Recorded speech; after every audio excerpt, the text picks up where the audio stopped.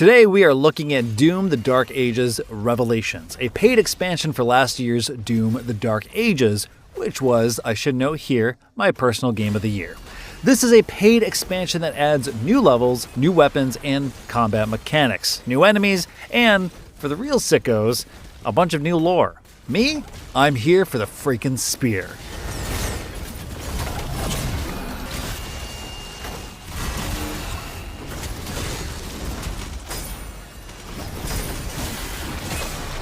First, let's go over some of the basics. $20 gets you 12 hours total according to director Hugo Martin, though as always that depends on how you play. id Software studio director Marty Stratton said those 12 hours break down to a roughly 60-40 split between main game and end game content, so your mileage may vary depending on what kind of completionist you are. The update, which comes out next week on July 7th, also includes a 3.0 upgrade for the Repertorium, the game's customizable combat arena, which will be free for all players. Okay, with all that housekeeping out of the way, let's talk about the spear. One of Doom the Dark Ages' biggest changes was the introduction of a shield in your left hand, which was how you exploited enemy weaknesses, opening the way to deal damage with the weapon in your right hand.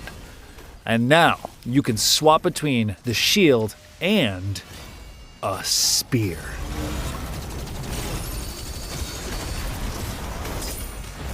Like the shield, the spear is both defense and offense. All the thinking is still done in the left hand, Martin said. Let's go over some of the spear's special traits. You can throw it, it's a spear, but you can also use it to stab enemies, which can be used as a counter to stun certain enemy types. And then last, the real showpiece, the meat hook, which Doom Eternal players will remember as a super shotgun upgrade. But in Revelations, you can use the spear with the meat hook to not only close the gap between you and an enemy, but there's an ability called Orbit, which is effectively a Z-targeting lock-on ability which hurls your Doom guy into the air and wrapping around an enemy. As you're spinning through the air, dealing damage with your weapon, you're also, with certain upgrades enabled, able to build up the heat blast effect on your plasma accelerator or the charge on your pulverizer weapon. You can also use the meat hook for verticality. Press up and you'll be thrown higher in the air. Purchase an upgrade to re-engage the meat hook while in the air, Martin says. Instead of slinging immediately into an enemy, press left or right of them and you'll throw yourself further. As both weapon and locomotion, the spear looks to continue what the shield saw started. That speed and verticality may feel at odds with the deliberate heaviness and weight of the Doom the Dark Ages' Doom guy, but it is incorporating elements of previous games, including Doom Eternal's trademark speed. Martin says the goal is to provide players with a new combat loop to master, one that should feel familiar if you've played the series until now, but new at the same time. Martin was quick to point out that Revelations isn't just a map pack, but a new story-based experience.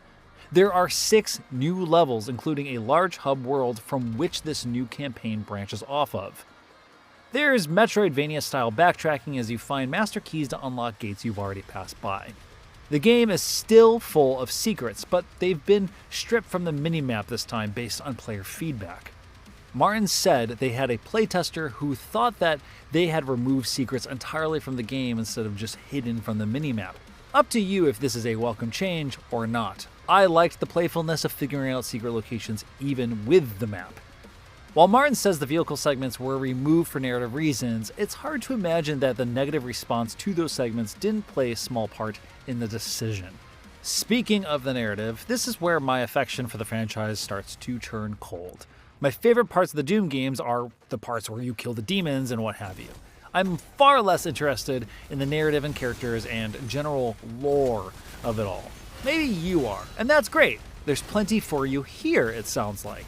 Always wondered what Doom Guy's name is, and if they really stick to the non-canon name from the books. Yes, there were books. They do. Meet Flynn Taggart. This throwback to his pre-Doom Guy name is apparently related to the inclusion of the classic Doom 2 levels making their way to this game, playing through what are basically his memories.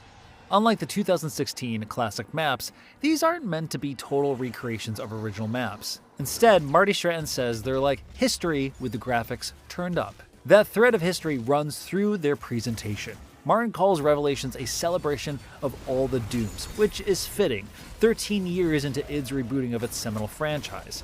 It really feels like the culmination of everything we've done over the last 13 years, Martin said.